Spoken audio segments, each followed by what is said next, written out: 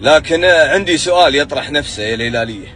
شعورك وانت عارف انك داخل مباراة وبتندبغ فيها؟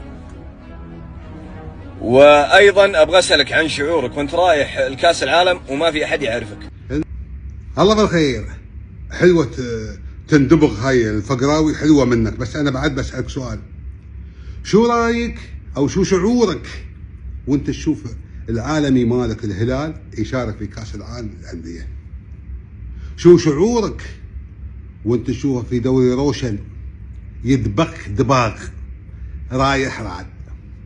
شو شعورك يوم تشوف هلالك في كل البطولات يدبخك ويسدحك ويمرمطك ويشعبطك رايح رعد؟ شو شعورك وانت تشارك في كاس اسيا 2 يعني دولة ثانية يا الفقراوي؟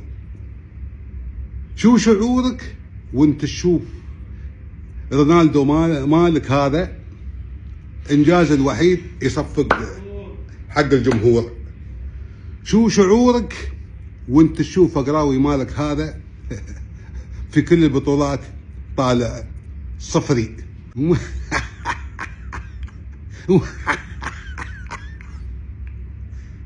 عليهم.